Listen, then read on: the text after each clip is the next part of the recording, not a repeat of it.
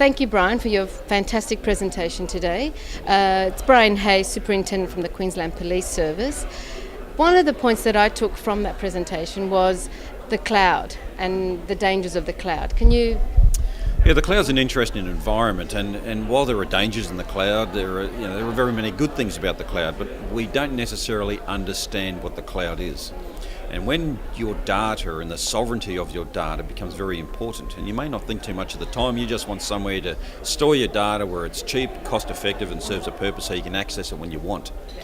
But do you realise that your data may be copied up to 5, 6, 7, 8 times, be stored in different data centres, data farms around the world, simultaneously, that it could migrate from a data farm in Venezuela this month to a data farm in the Philippines the next month?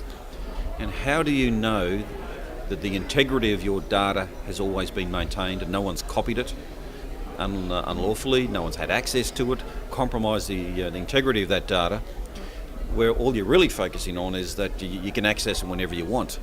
But these questions should be asked. So when you put your information into a cloud, you want a secure cloud, you want to know that how many times your data is copied, are there rules up around governing who gets access to it, are those accesses recorded, and put a little bit of consideration and thought into where that data goes. And maybe, you know what, you may decide there's certain information you're prepared to be put into the cloud, but there's certain highly sensitive information you want to keep a little bit closer to home. What would be some tips you can give people in terms of security, online security? Look, the very short answer to that would be make sure you use safe equipment that's up to date, it's protected, it's a modern operating system. You don't surrender everything to the internet. You don't accept any communication on the internet without just being a little bit discriminatory first. And that you understand that your identity online is worth money. So don't give it out willy-nilly.